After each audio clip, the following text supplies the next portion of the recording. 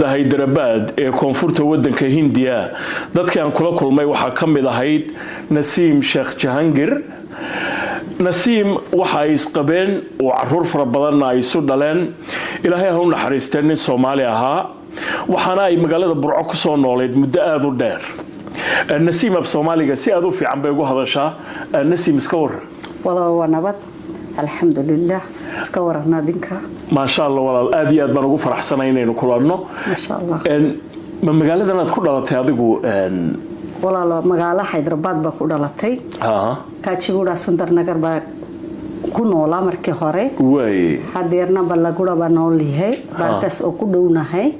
alxamdulillah caruurna far badan baa dhalay ma sha Allah afar rag iyo afar dumar baa dhalay way laba rag iyo afar dumar waa noolyahay wiilkaygina Mareykan baa jooga California Abdurrasaaq Abdurrahmaan Maxamed baa dhata Yaasmiin Abdurrahmaan Maxamed oo iyadana Australia joogta way iyadana saddex caruur baa dhashay way markiinantaydina waa single inankaygina waa single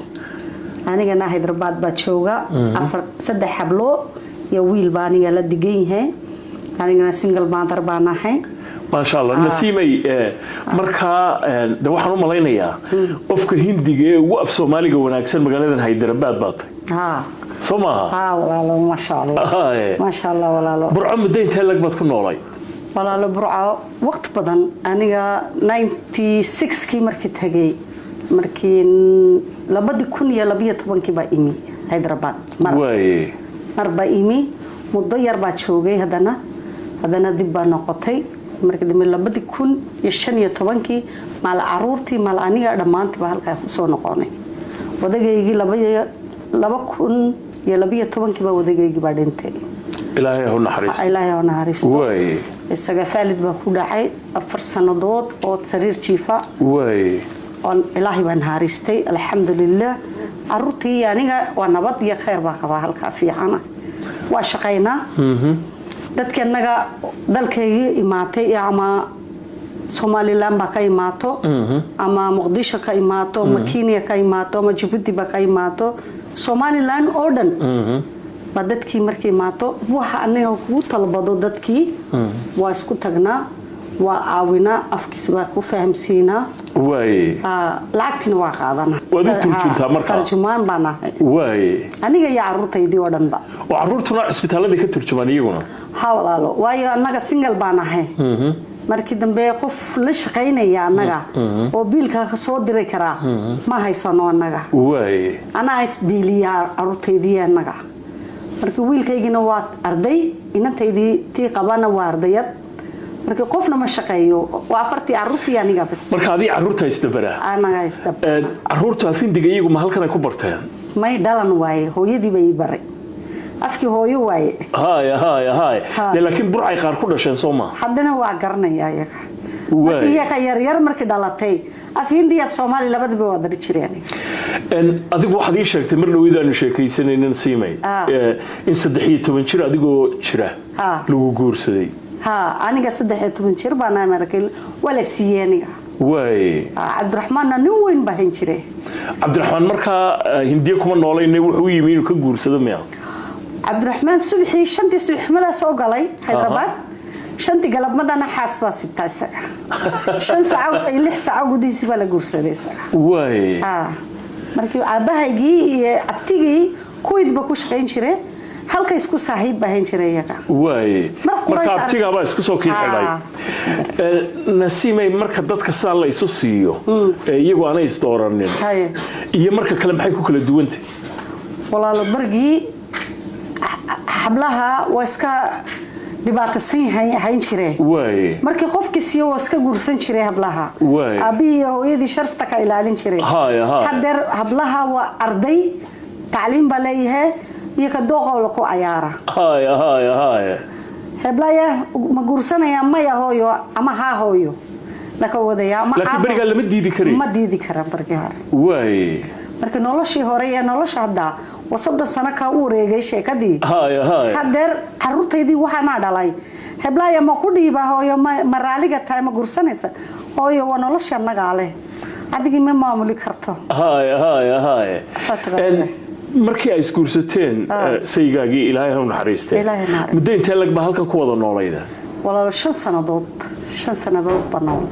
واي مركي لجورستين لا بعرور بدلاي كدي باتجي aad burcad way ma hadda ka waran wadan aanad garanayn afkiisa marka aanad si fiican u garanaynin nolosha sidee ahayd walaal markii tagay 3 bilood noloshii wuu ku adkaa hadana Soomaaliyeed dad aad iyo aad dad wanaagsan dad badowna waa leeyahay dad wanaagsan waa leeyahay haya markii aniga tagay hoga yar dibsaday 3 bilood way markii inta ana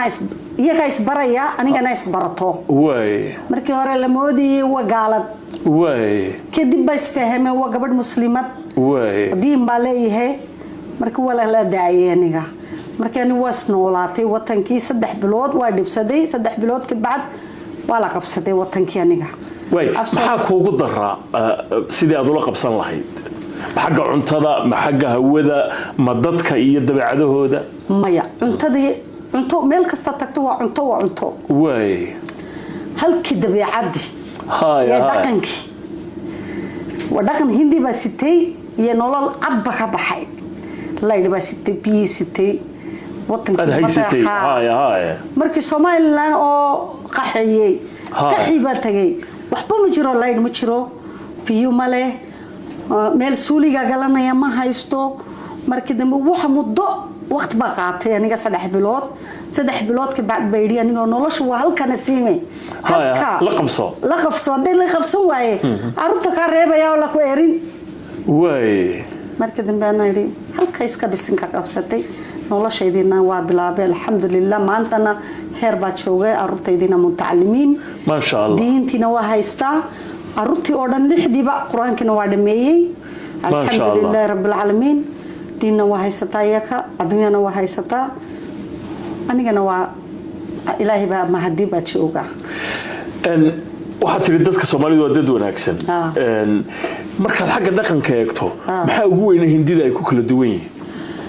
Soomaalida mid baa ku fiican yahay dad waxa isku taraa waa runaa tol maaha tolaan Soomaalihan baa isku taraya waa runaa qabiil la ka sokeeyo hada Soomaaliya ka maqlayo hada qof Soomaali kala dibsan yahay oo is caawiyaan waa runtaa hindida isku ma caawiyata hindiyad baanahay waa ku cadeynaya hindidii walaalaha Ilaahay adeeyay iyo walaalo ruma hooyay aba dhalay hada isma caawinayo marka taas Soomaalidu way kaga duwan yihiin maxay hindidu kaga wanaagsan yihiin Soomaalida dhaqan alxamdulillah nolosha isma joogsanayo ninka hadda dhinto nin kale waa guursan kara gabadha hadda furo gabadh nin kale waa guursan karta gabadhii way hadda gabadha gufsaday la aabeen maayo oran maayo gabadh baa gufsaday maxay ku haysataa maxay ku idba aabi maayo wala dhacay waa dhamaatay xal bala siiyay baa oran kara Soomaaliland waa runtaa hindida waa isku dilaya waa gabadha iyada doontay la gufsaday way iyada ma istilo nafti ama wadanka ka baxdo meel kale galo mooy ka noolaan kari mayso ma noolaan karayso hadii la kufsado gabadha ma noolaan karto way ninkii kufsaday laakiin caadi way soo noolaanaya oo isaga waa ka baxsanaya ama la ku qabto dawladda bay xukuumaya adiga waxba ma qaban karto ala xal siinaya wala rubad balog siinaya wala ku caayaba nasiimay sadii sheegtay wadan degan baad ka tagtay leyd leh biyihii leh caafimaadkii leh markaad tagto dhul dagaalo sokeeya ay ka dhaceen oo la qaxayo oo sidaad sheegtay leyd jirin oo biyihii jirin oo caafimaad jirin bal hadda ii tilmaa guri noocee baad ku noolayd walaalo buulkii yara buul oo aqal Soomaali baa la sheegi jiray bargii hore aqal Soomaali baa haystay aniga aqalkii Soomaaliga lagu ku noolaatay ilaa 3 bilood ka bacd ana shaqo bilaabay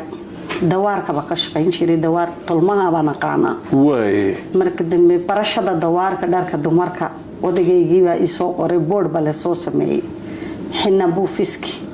xina buufin jiray dadkii dharkina waa toli jiray